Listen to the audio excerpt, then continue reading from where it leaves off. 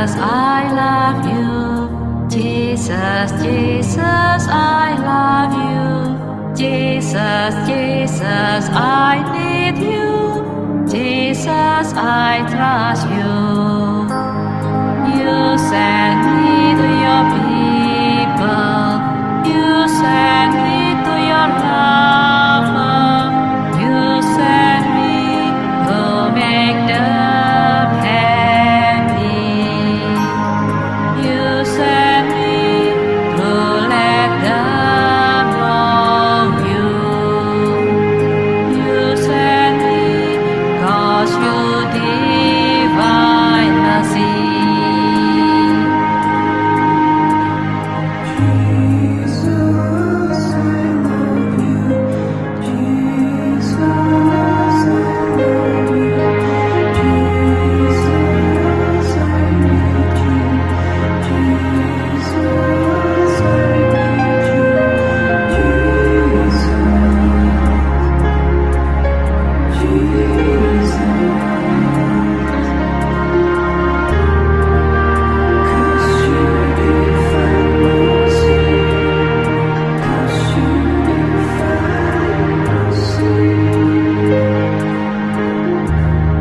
Jesus, Jesus, I love you.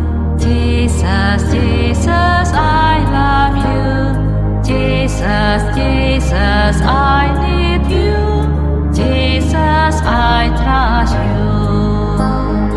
You send me to your people. You send me to your lover. You send me to make them happy. You send me to let them know you. You send me 'cause you divine the sea.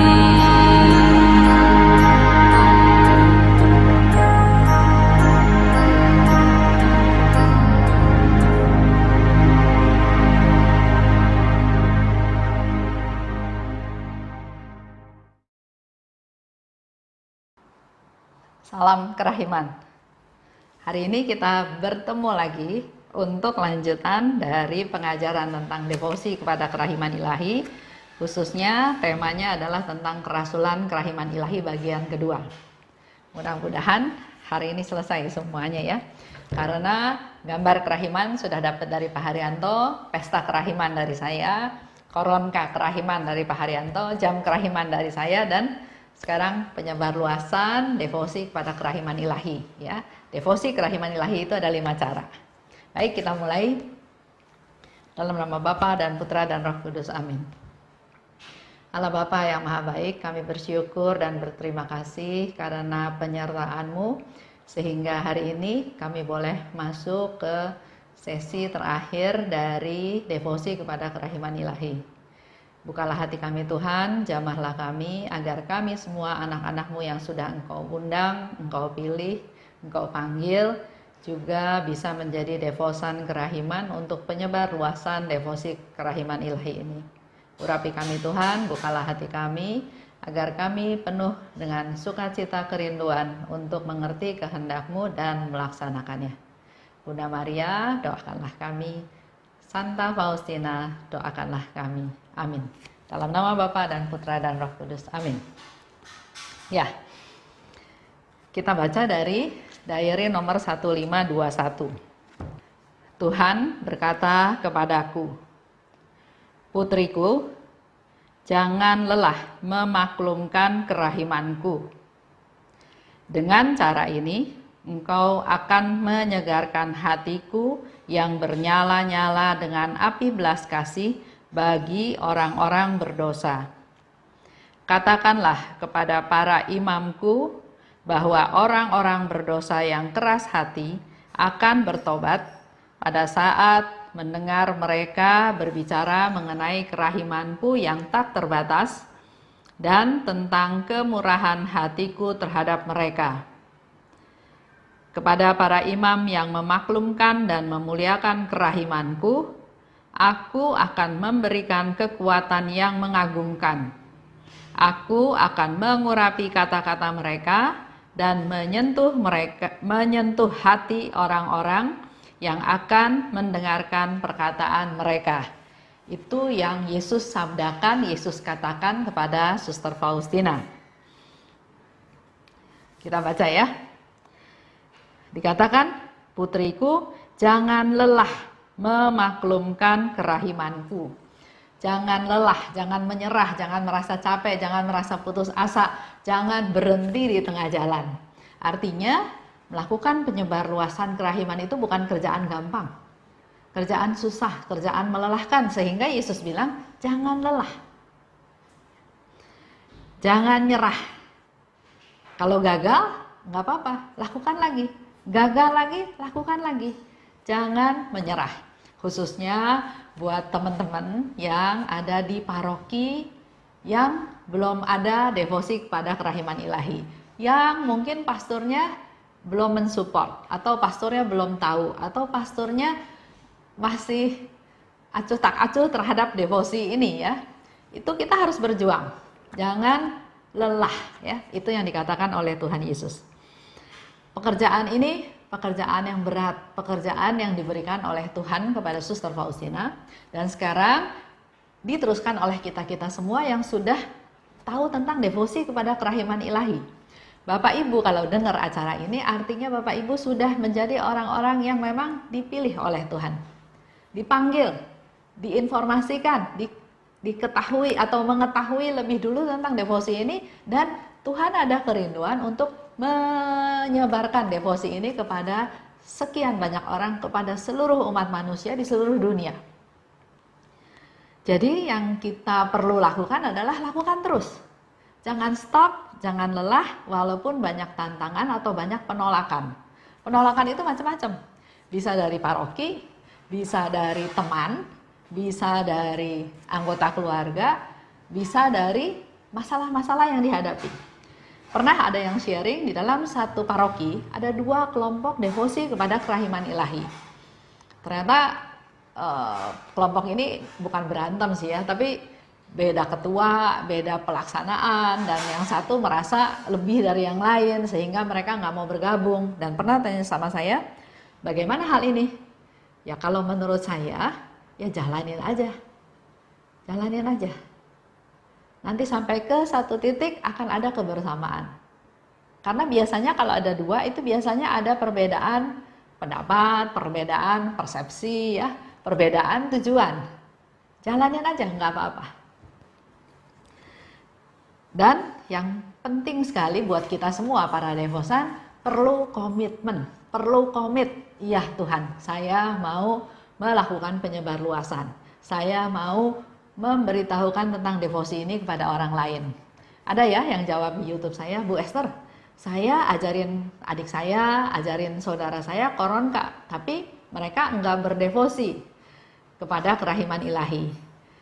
Yang saya jawab bahwa kalau kita siapapun percaya bahwa Allah itu Maha Rahim, mencoba mempraktekkan, mengalami, membagikan, itu udah otomatis dia sebagai devosan kerahiman ilahi. Karena fokusnya adalah mewartakan bahwa Allah itu Maha Rahim. Jadi kalau kita mengakui, percaya bahwa Allah Maha Rahim, kita sudah sekaligus sebagai devosan. Tapi dalam sesi ini yang diminta oleh Tuhan bukan untuk diri kita sendiri. Kita berdoa koron Kak, untuk kenyamanan kita, keamanan kita. Kita merasa tenang, merasa damai, merasa dilindungi Tuhan, tapi itu kan fokusnya baru sendiri. Penyebarluasan itu adalah kita tidak nikmati sendiri, tapi kita wartakan, kita ceritakan, kita sharing sama teman-teman yang lain, saudara-saudara yang lain, supaya mereka juga mengalami devosi atau mengalami kerahiman Allah. Lanjut ya, kalau kita bicara tentang penyebarluasan ini, contoh, Bapak Ibu masih ingat kan? Suster Faustina pernah bernubuat bahwa devosi ini akan hancur total, akan di-ban, dan betul terbukti ya oleh Vatikan, di stop, dilarang pada tahun 1959. Tapi Suster Faustina bilang juga, nanti karya Allah ini akan terbukti bahwa ini karya Allah bukan karya manusia, dan itu terjadi 20 tahun kemudian. tahun 1978, di mana devosi kepada kerahiman ilahi ini sudah tidak dilarang lagi, boleh disebarluaskan sebebas-bebasnya tanpa ada halangan apapun. Ya, dalam waktu 20 tahun. Jadi Tuhan memang sudah kasih tahu, jangan lelah. Jangan begitu di ban stop, berhenti, enggak. Tetap lakukan. Karena ini karya Allah, dan karya Allah itu enggak ada yang bisa menghalangi karya Allah. Allah perlu kita semua terlibat di dalam penyebarluasan. Karena di dalam sharingnya juga Suster Faustina bercerita, Tuhan itu minta ini menjadi gerakan awam, bukan mengandalkan para biarawan biarawati. Kita-kitalah para awam yang perlu menggerakkan, yang perlu menyebarluaskan devosi kepada kerahiman ilahi ini. Contoh lagi, pernah ya? Ini pengalaman yang melelahkan ya. Saya waktu itu diminta untuk memberi seminar di Sabah bersama Pak Haryanto, bersama seorang romo dari Malang. Itu tempatnya terpencil ya, tempatnya satu tempat bukan kota, tapi mungkin kabupaten atau desa, karena di daerah itu hotelnya paling cuma ada 1-2 hotel aja ya. Nah, kita nginep di salah satu hotel. Ternyata pada waktu kita nginep di sana, pas hari itu ternyata mati lampu, nggak ada listrik. Ada teman sebagian ada di lantai 1 dan sebagian ada di lantai 2. Akibatnya karena nggak ada listrik, air nggak bisa naik ke lantai 2. Oke, bawa pakai ember, bawa pakai jerigen ya untuk kita mandi. Tapi ternyata airnya juga habis. Kita nggak bisa mandi, kita bahkan nggak bisa cuci baju, nggak bisa lakukan apa-apa. Itu lagi mau kasih seminar ya. Kan kalau kasih seminar itu 3 hari biasanya. Hari pertama masih aman, kita masih bisa kasih seminar. Hari kedua nggak mandi, gimana? Akhirnya ada yang memberikan satu inisiatif, penduduk di sana, Bu, mau nggak mandi di sungai, airnya jernih. Tanya sama Romo, gimana ini? Oh nggak apa-apa, Romonya oke ya. Jadi kita pergi ke suatu tempat agak terpencil, kita sampai masuk ke ada hutan-hutan kecil gitu, akhirnya sampailah ke satu tempat, air memang jernih, dan ternyata sudah banyak orang di situ. Ada yang cuci baju, ada yang mandi, ada yang berendam. Nah, kita pun sama. Kita pun pergi ke sana otomatis bawa baju yang kemarin, karena biasanya dalam seminar itu kita juga nggak bawa baju banyak-banyak ya. Tapi udaranya panas di Sabah, nggak ada AC,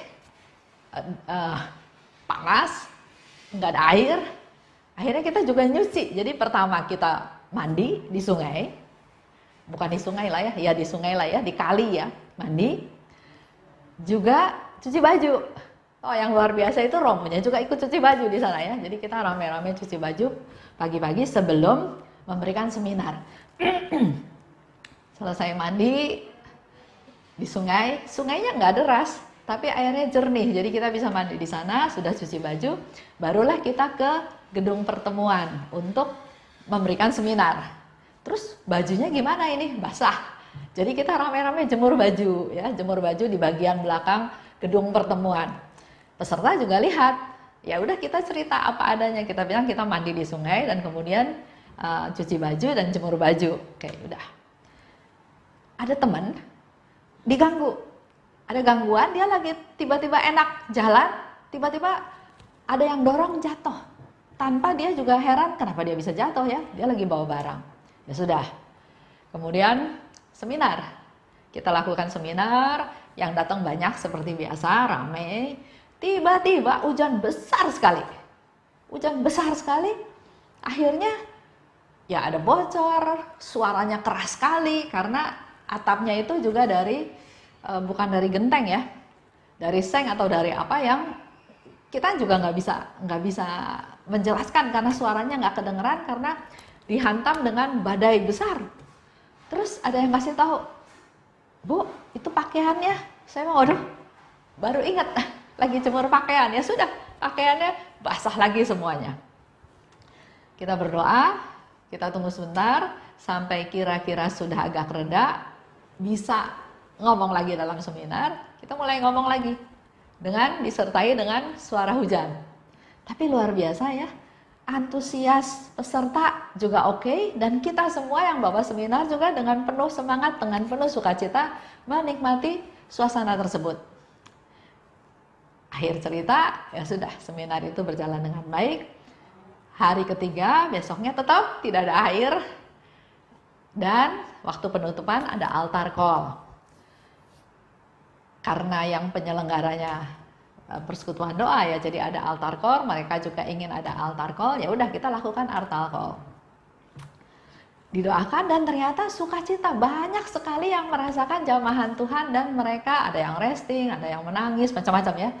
Setelah itu mereka sharing bahwa sungguh mereka boleh merasakan kuasa Tuhan, merasa belas kasih Tuhan, merasakan walaupun banyak gangguan, tapi mereka penuh dengan sukacita. Dan setelah itu kita tim kecil evaluasi. Panitia udah khawatir kita akan kecewa dengan segala macam yang dialami. Tapi saya bilang, ya kita semua ya bilang nggak apa-apa. Ini satu pengalaman di mana melakukan penyebarluasan kerahiman ilahi itu jangan berharap enak. Itulah tantangan yang harus dihadapi, ya. Nggak ada air, nggak ada listrik, kehujanan, suara hujan ya luar biasa ya. Tapi puji Tuhan, Tuhan itu memberikan sukacita kepada kita semua yang hadir di sana, baik peserta maupun panitia maupun kita yang memberikan seminar. Sampai panitianya bilang jangan kapok. Oh enggak, ini satu pengalaman yang indah ya. Tapi memang kita juga mengevaluasi bahwa melakukan pelayanan itu enggak enak yang kita pikirkan ya, tapi Tuhan izinkan hal itu terjadi karena Tuhan mau memberikan satu pelajaran kepada kita, satu ujian, apakah kita melakukannya dengan sukacita atau dengan menggerutu atau dengan tujuan-tujuan yang lain. Itu tentang Tuhan bilang jangan lelah, jangan menyerah. Lanjut ya. Dikatakan lagi, dengan cara ini engkau akan menyegarkan hatiku yang bernyala-nyala dengan api belas kasih bagi orang-orang berdosa. Jadi Tuhan ingin kita melakukan penyebarluasan kepada kerahiman ilahi, karena Tuhan bilang dia mau menyegarkan orang-orang yang berdosa tersebut. Dia mau dengan kita melakukan hal tersebut menyegarkan hatinya Tuhan, karena Tuhan ingin membagikan atau memberikan belas kasih bagi orang-orang yang berdosa.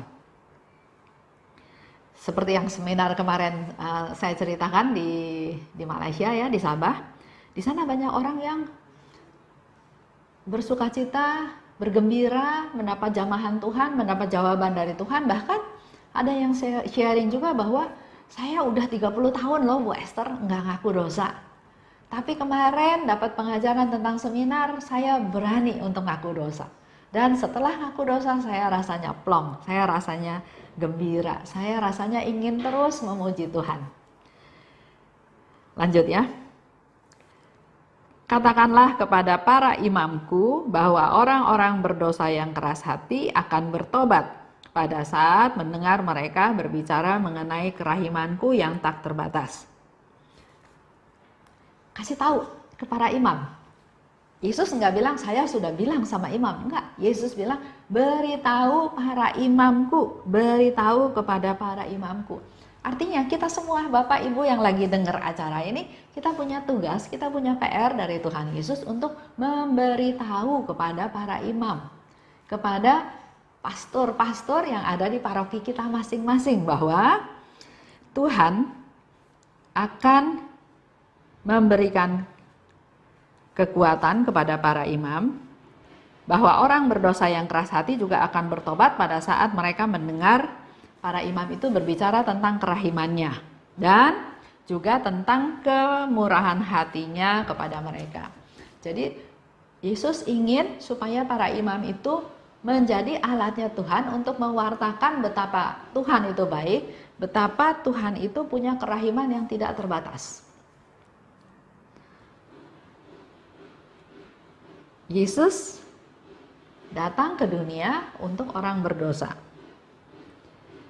Oleh sebab itu, kita berperan juga menjadi alatnya Tuhan untuk juga mewartakan hal ini kepada para imam, juga kepada teman-teman kita, saudara-saudara kita, untuk juga berdoa untuk mereka. Dan sharing iman paling penting, sharing kehidupan kita sehari-hari sebelum jadi devosan. Bagaimana setelah jadi devosan, apa yang terjadi perubahan dalam hidup kita. Kita sharingkan kepada mereka, dan itu semua bukan karena kita hebat, tapi karena ada kerahiman Tuhan. Jadi diharapkan pastor itu berkhotbah atau dalam homilinya atau dalam penjelasannya, dalam pengajarannya tentang kerahiman Tuhan yang tidak terbatas, dan juga tentang kemurahan hatinya Tuhan untuk mereka, manusia yang berdosa. Dikatakan di sana imam tersebut akan diberi kekuatan. Kata-kata imam itu akan diurapi sehingga menyentuh hati mereka yang mendengar kata-kata imam tersebut. Jadi Tuhan sudah memberikan hal-hal yang dibutuhkan oleh imam. Jadi nggak ada satu imam pun bilang nggak bisa atau nggak sanggup. Karena Tuhan yang janji, Tuhan yang akan memberikan kekuatan, kelebihan, kemampuan untuk para imam tersebut. Lanjut ya. Jadi artinya dalam hal ini, karena Tuhan tahu kelemahan dari para imam, maka dia bilang, dia yang akan membimbing, akan menjaga, akan mengarahkan, akan mendampingi, supaya tujuannya Yesus itu tercapai, yaitu bisa merangkul jiwa-jiwa daripada orang yang berdosa. Lanjut ya, kita baca lagi di 1540. Itu terjadi 28 Januari 1938. Hari ini Tuhan berkata kepadaku, putriku, tulislah kata-kata ini. Semua jiwa yang memuliakan kerahimanku dan menyebarluaskan devosi ini, dengan mendorong jiwa-jiwa lain untuk mengharapkan kerahimanku, tidak akan mengalami ketakutan pada saat kematiannya. Kerahimanku akan melindungi mereka dalam menghadapi pertempuran akhir itu. Semua jiwa yang memuliakan kerahimanku dan menyebarluaskan devosi ini.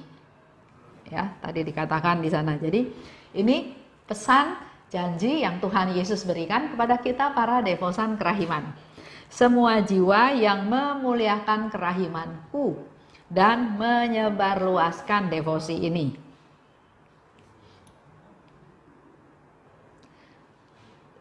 Dengan mendorong, dengan cara mendorong jiwa lain untuk mengharapkan kerahimanku.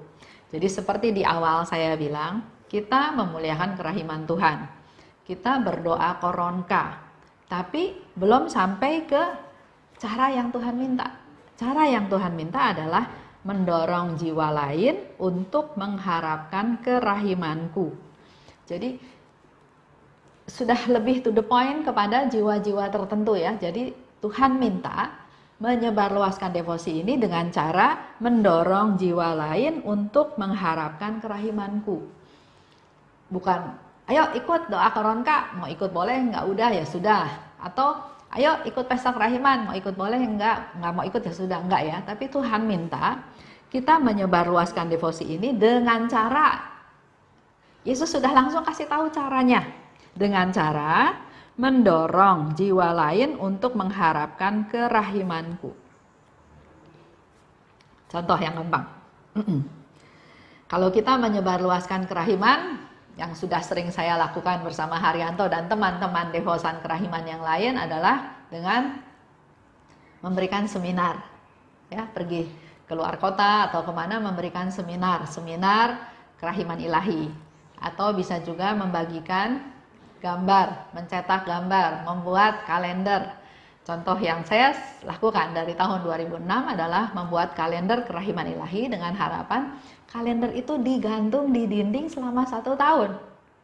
Masa sih nggak kelihatan? Ya, ada gambar Tuhan yang Maha Rahim, memberikan rahmat, memberikan berkat. Dan melalui gambar itu kita ingat, ada banyak janji yang Tuhan berikan dan juga mengingatkan kita supaya kita melakukan belas kasih. Juga kita lakukan baksos, ya, kumpulkan dana, datang ke satu tempat, memberikan bantuan, ya, kadang-kadang makanan atau sembako atau apa hal yang mereka butuhkan untuk supaya mereka juga merasakan kerahiman Tuhan, merasakan perhatian dari para devosan dari tempat lainnya. Nah, kalau contoh mendorong jiwa untuk mengharapkan kerahimanku, saya kasih contoh satu.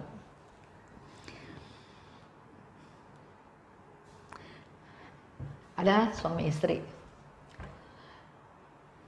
Suaminya itu punya kelemahan, yaitu dia gampang sekali, bukan berkhianat ya, tapi di kacamata si suami tuh biasa, wajar lah kalau laki-laki jajan sana jajan sini atau bahkan selingkuh ya.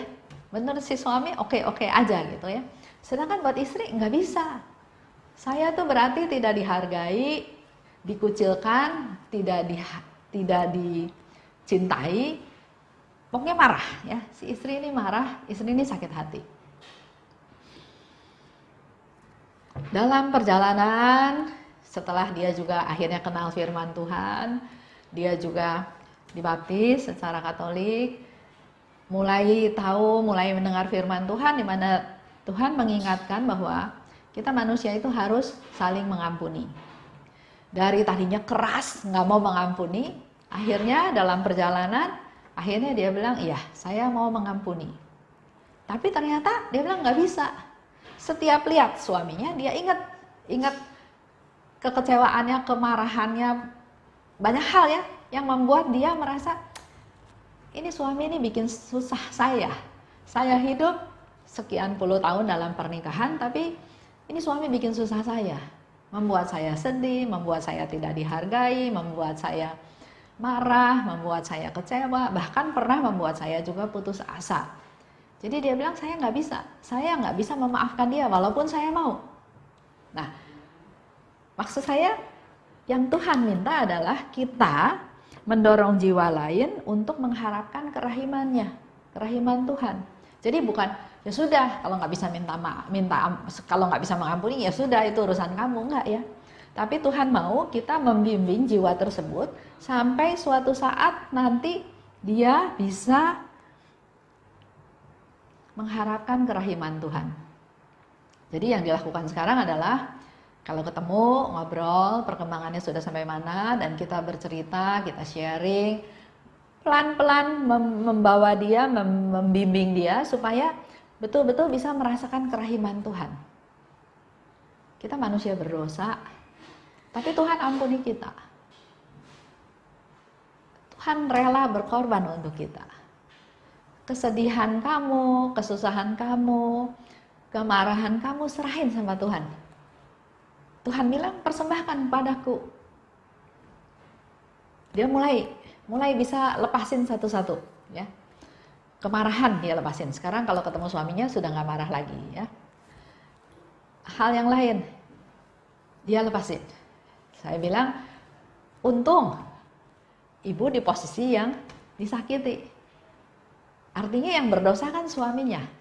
Kalau saya sih lebih pilih saya memberi maaf daripada saya minta maaf. Tapi dia bilang nggak bisa.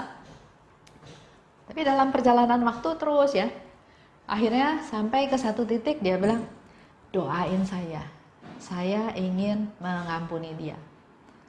Karena saya ingin bisa melaksanakan firman Tuhan. Itu yang saya ceritakan. Jadi bimbing jiwa sampai akhirnya jiwa ini mengharapkan kerahiman Tuhan. Lanjut ya. Jadi kita perlu memberikan pendampingan, membimbing, memperhatikan, juga mendoakan. Walaupun belum berhasil, tapi itulah satu proses. Kapan? Kita juga nggak tahu ya. Tapi itu yang Tuhan kehendaki dari kita supaya kita membimbing jiwa supaya jiwa itu nanti bisa berharap kepada kerahimannya Tuhan. Bukan proses yang mudah. Perlu terus-menerus pendampingan. Mungkin kita juga perlu korban waktu, korban perasaan. Kita udah kasih nasihat ya, nggak mungkin menjadi beban kita kan? Belum beres nih urusannya gitu ya. Nah, hal tersebut menurut saya akan jauh lebih mudah kalau hidup dalam komunitas. Jadi kalau ada keluhan, ada permasalahan, ada apa ya, bisa diketahui, bisa disupport, bisa didoakan, bisa dihibur oleh teman-teman sekomunitas. Lanjut ya. Pada saat kematian, nggak perlu takut lagi, kata Tuhan ya. Karena kerahimanku akan melindungi. Kita semua, suatu hari juga akan mati. Bahkan dengan zaman COVID ini, lebih kelihatan lagi betapa kematian itu sangat dekat dalam tanda kutip ya. 2 hari yang lalu ketemu, masih ber-WA, WhatsApp ya, masih oke. 2 hari kemudian nggak ada kabar, tahu-tahu sudah meninggal karena COVID. Dengar lagi ada orang tuanya temen sakit, sudah masuk rumah sakit, sudah berbagai macam cara ya. Akhirnya mendengar tadi pagi, akhirnya meninggal juga. Jadi setiap manusia itu akan sampai ke titik meninggal. Prosesnya nggak ada yang tahu. Ada yang sehat, muda, meninggal. Ada yang sampai tua, sakit-sakitan, meninggal. Ada yang sampai tua juga nggak sakit-sakitan, dalam 1-2 hari tahu-tahu juga meninggal. Meninggal dalam tidur, meninggal jatuh di kamar mandi, banyak hal ya, banyak yang terjadi. Nah, dikatakan oleh Tuhan Yesus bahwa dalam menghadapi pertempuran akhir. Jadi saat kematian itu adalah saat menghadapi pertempuran akhir. Kita bisa baca juga dari buku diary, banyak contoh-contoh yang Suster Faustina berikan orang-orang yang dalam keadaan sekarat. Saya juga sering mengulang-ulang ya tentang keadaan-keadaan jiwa orang-orang yang dalam keadaan sekarat.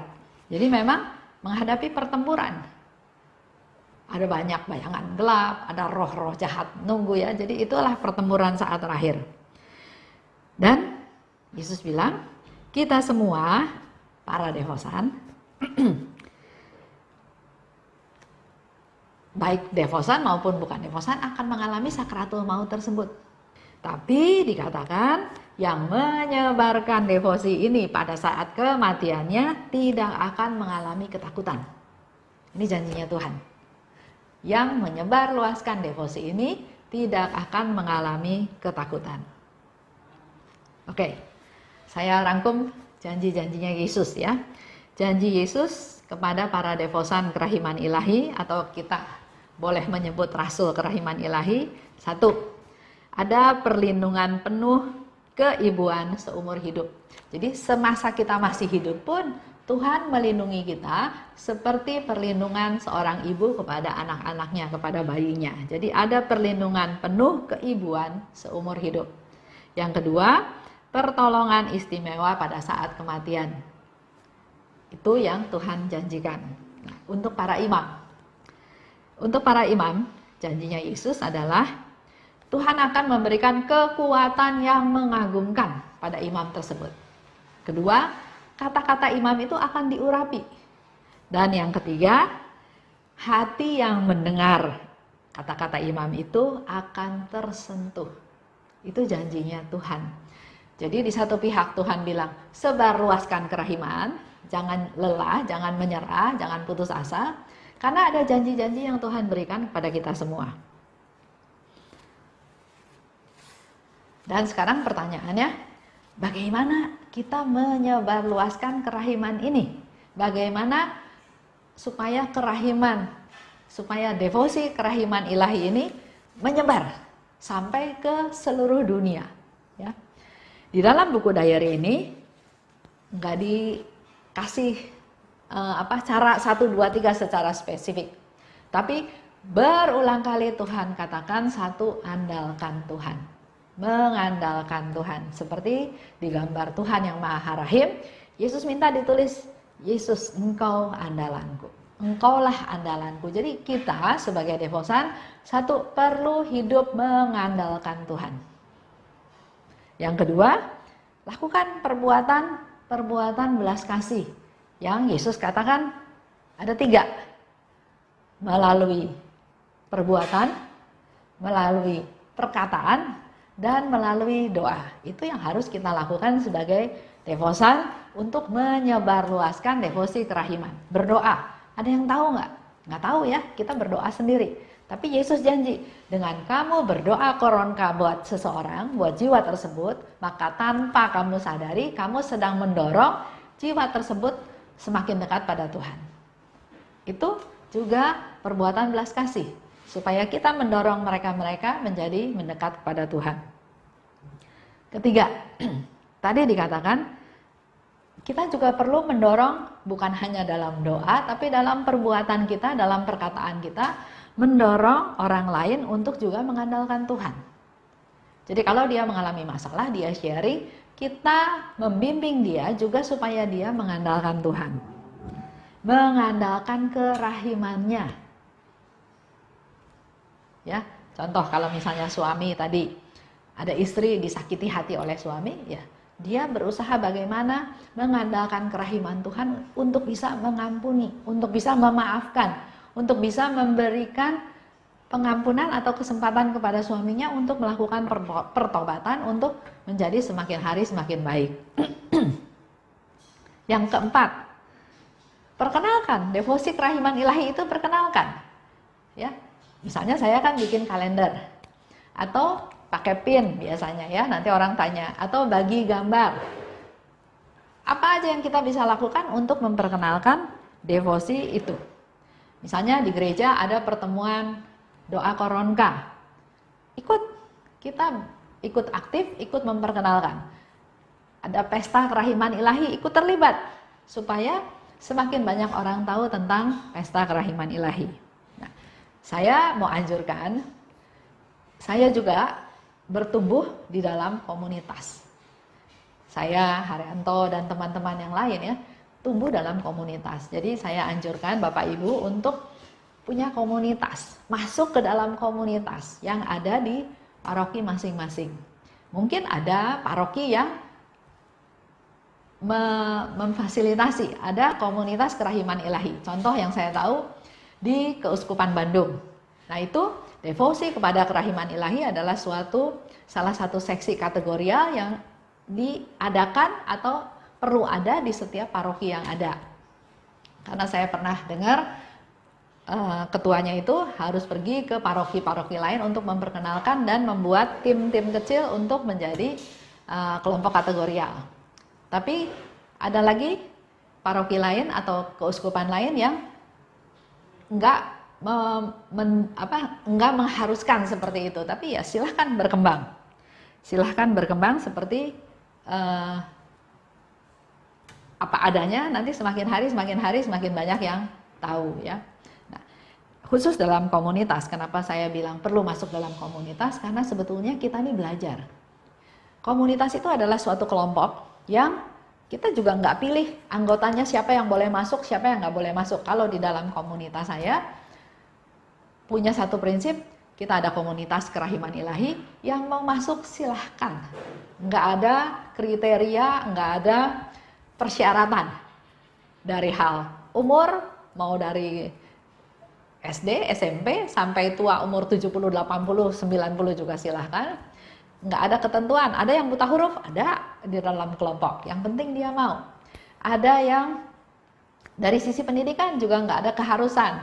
Laki perempuan juga nggak ada keharusan. Bahkan ada anggota kelompok komunitas yang dia bilang, saya sudah pernah di penjara. Buat kita pun oke. Ada juga yang dalam tanda kutip ya, backgroundnya, latar belakangnya kurang bagus. Tapi yang penting adalah pada waktu masuk, dia ikut, dia ada pertobatan, dia mau dibimbing dan akhirnya baik semua. Ayo silahkan gitu ya. Jadi di situ kita bisa belajar menerima orang lain. Karena di dalam komunitas biasanya kan ada yang datang dengan tujuan ya dia kesepian, daripada di rumah kesepian saya masuk komunitas. Ada yang tujuannya dalam tanda kutip daripada di rumah ribut sama suami ya udah mendingan ikut komunitas. Ada yang datang apa sih yang saya dapat ya. Ada juga yang datang untuk cari tahu. Tapi bukan tujuannya mau ikutan ya, tapi lebih ke arah menyelidiki dalam tanda kutip. Itu ada juga. Ada yang arogan dalam arti saya paling pintar, saya paling tinggi pendidikannya, saya tahu segalanya, jadi harus ikutin saya. Kalau nggak ikutin saya udahan misalnya. Ada juga yang kayak gitu. Ada lagi yang pernah ada satu bapak cerita sama saya, dia bikin komunitas, dia bilang begini, Bu Esther, tahu nggak? Orang-orang datang ke persekutuan doa saya bukan mau dengerin firman Tuhan, mau makan. Mereka semua mau makan apa yang saya siapin. Tapi melalui komunitas kita tumbuh bersama dengan mendengarkan firman Tuhan, mencoba mempraktekkan apa yang dikatakan oleh Suster Faustina, mencoba untuk melaksanakan apa yang Tuhan kehendaki dengan jatuh bangun. Iya, anggota ada yang ngambek, ada yang nggak mau datang lagi juga ada. Tapi itulah satu proses kehidupan. Tapi yang saya rasakan di dalam komunitas banyak sekali anggota kelompok yang tumbuh, yang berkembang, yang bertumbuh baik dalam hal rohani, dalam hal kesejahteraan, dalam hal relasi suami istri atau relasi dengan anak, semuanya bertumbuh. Bertumbuh di dalam Tuhan. Ya. Dan kalau dari Bapak Ibu sekarang mendengar tapi nggak ada atau belum ada komunitasnya, tergerak, jadilah penggerak. Karena Tuhan bilang kan, 2-3 orang berkumpul dalam namaku, aku hadir. Jadi Bapak Ibu tinggal cari 2-3 orang, sama-sama bikin kelompok doa, ayo berdoa rosario bersama-sama atau berdoa koronka bersama-sama, bikin pertemuan rutin, nanti Tuhan akan kirim domba-dombanya, percaya. Kalau ada yang tergerak, ada yang ingin, boleh kontak saya. Nanti saya yang bimbing supaya di parokinya bisa ada komunitas kerahiman ilahi. Itu aja untuk hari ini. Kita selesai dengan devosi kepada kerahiman ilahi. Sekali lagi saya ulang, inti devosi Bapak Ibu sudah dijelaskan oleh Pak Haryanto. Devosi kerahiman ilahi salah satunya penghormatan kepada gambar, pesta kerahiman ilahi, koronka kerahiman ilahi, jam kerahiman ilahi, dan hari ini selesai bahas tentang penyebarluasan devosi kepada kerahiman ilahi. Yang sekarang kita harus lakukan adalah kita praktekkan dalam hidup kita sehari-hari. Terima kasih atas kebersamaannya. Kalau ada pertanyaan silahkan bertanya di link YouTube saya. Saya bisa coba menjelaskan apa yang ditanyakan sejauh yang saya juga bisa jelaskan. Sekali lagi Tuhan memberkati kita semua. Salam kerahiman. Kita tutup ya dengan doa penutup. Dalam nama Bapa dan Putra dan Roh Kudus, amin. Allah yang maha murah, Allah yang maha baik, terima kasih atas penyertaan-Mu sehingga minggu demi minggu kami bisa membahas tentang devosi kepada kerahiman ilahi ini, dan hari ini sudah bisa kami akhiri. Urapi kami Tuhan, anak-anak-Mu yang sudah Engkau pilih, sudah Engkau bimbing, sudah Engkau panggil untuk bisa menjadi rasul-rasul kerahiman-Mu. Kami ingin terus belajar Tuhan supaya semakin hari semakin berkenan kepadamu. Mampukan kami Tuhan dalam hidup kami untuk selalu mengandalkan Engkau, melakukan perbuatan-perbuatan belas kasih seperti yang Engkau kehendaki, baik dalam perbuatan, dalam perkataan, dan dalam doa, dan juga mampu mengajak teman-teman jiwa-jiwa lain untuk juga bisa mengalami kerahiman-Mu. Urapi kami semua Tuhan, urapi komunitas kerahiman ilahi yang ada dimanapun mereka berada dalam setiap aktivitas, dalam segala aktivitasnya, supaya itu menjadi wadah, menjadi nyala api untuk agar semakin banyak orang bisa merasakan kerahiman-Mu. Urapi para romo, urapi para uskup kami Tuhan, agar melalui mereka semua juga devosi ini semakin berkembang sehari lepas sehari, supaya semakin banyak orang mengalami kerahiman Tuhan. Kemuliaan kepada Bapa dan Putra dan Roh Kudus, seperti pada permulaan, sekarang, selalu dan sepanjang segala abad. Amin. Dalam nama Bapa dan Putra dan Roh Kudus. Amin. Sekali lagi salam kerahiman.